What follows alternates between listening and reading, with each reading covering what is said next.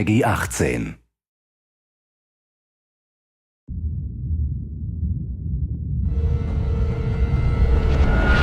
Hey everybody, Zachary Levi here in the heart of London's famous West End. Behind me is BAFTA, the British Academy for Film and Television Arts. Why are we here? Excellent question. For starters, Tomb Raider, the series, has garnered a lot of love and accolade from BAFTA over the years.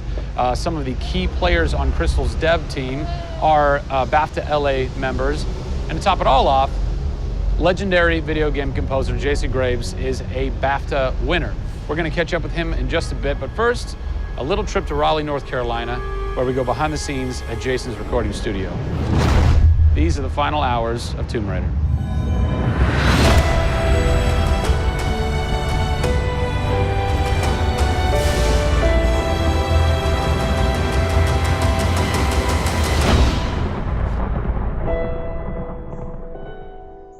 First thing we did was the theme. There have been many composers in the games or the films, but they've always used the original theme. They said, we want to start with a clean slate, a new theme. I did it on piano, very simple. I was really scared just to send it because I'm like, I don't know, I think this really works, I think I like it. We ended up taking that exact theme. The first demo I sent was on the first trailer. That exact same arrangement.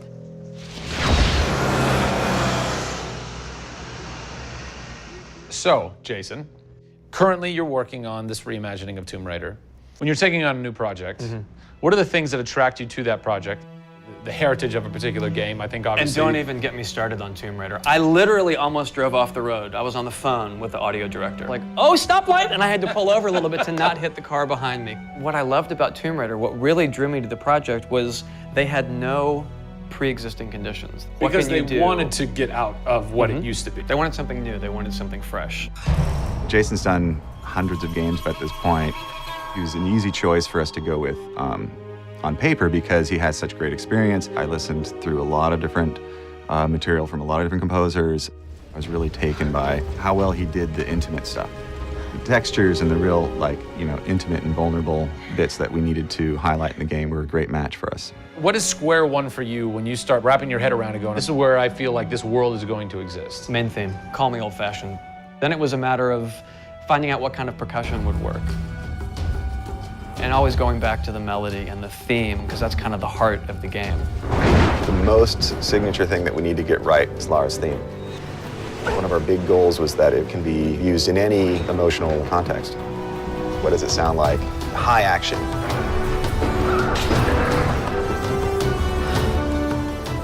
What does it sound like when she's in pain? For music, the gameplay and the concept art, especially with the scavengers and kind of the shanty town, corrugated metal, how everything's kind of this amalgam of different stuff that they found on the island. I was like, that's what I want the music to sound like. The bad guys are playing the music now. Alex said something like, it'd be really cool to have something, chains on a metal board or like you're banging a metal fence. 2 weeks later, Jason calls me up and he's like, so this guy who's like this sculptor who lives right around the corner from me, I was talking to him about the idea of creating an instrument. And I'm like, that sounds completely insane. We have to do that. Tackling the score to one of the most iconic franchises in the world brought a unique challenge. How best to capture the emotional timbre of the characters and island in music? People, I give you the instrument.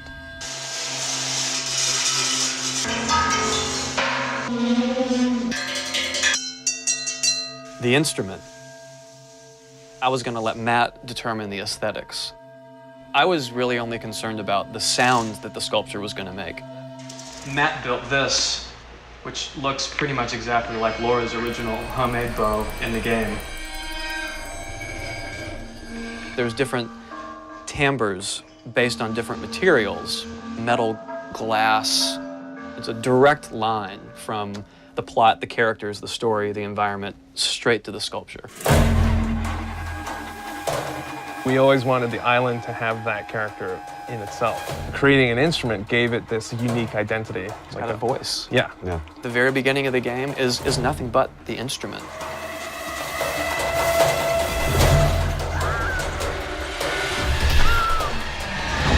Who do you look at in video games or in film that you go, what they've done has shaped who I am and what I do for a living? They're all dead, unfortunately. What? Yeah, I know. It's classical composers.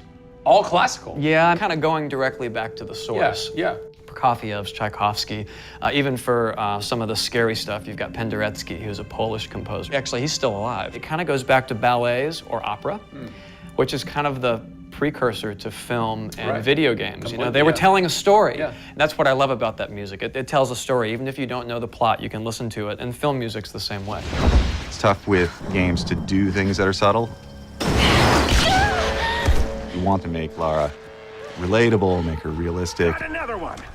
She went down over there. Tell her story from the beginning and show how she became the superhero she becomes. One of the first things that I ask any developer is the emotion. Because to me, that's the biggest thing that music can do in a tenth of a second. The music just, it nails the emotion.